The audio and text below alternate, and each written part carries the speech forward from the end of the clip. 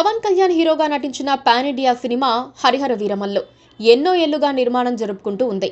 ఈ మధ్యనే పవన్ కళ్యాణ్ టైం ఇచ్చి పూర్తి చేయడంతో ఈ fictional historical adventurous action movie విడుదలకు రెడీ అయ్యింది. జూలై 24న ప్రపంచవ్యాప్తంగా థియేటర్లలోకి తీసుకురావడానికి మేకర్స్ సన్నాహాలు చేస్తున్నారు.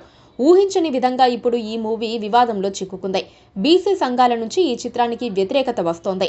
హరిహర వీరమల్లు సినిమా తెలంగాణ బందూక్, తెలంగాణ పోరాట యోధుడు, ప్రజావీరుడు పండుగ సాయన్న జీవిత కథను పోలి ఉందని, చరిత్రలో ఎక్కడా లేని కథను చెబుతూ చరిత్రను వక్రీకరిస్తున్నారని హైదరాబాద్లో బీసీ సంఘాల నేతలు ఆందోళనకు దిగారు.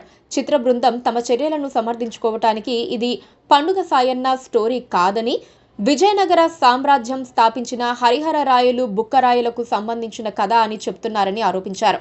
పవన్ కళ్యాణ్ హీరోగా నటించిన హరిహర వీరమల్లు సినిమా ముమ్మాటికి కల్పితం. తెలంగాణ ప్రజావీరుడు పండుగ సాయన్న జీవిత చరిత్రను తీసుకుని ఒక కల్పిత పాత్రతో ఈ సినిమా రూపొందించారు.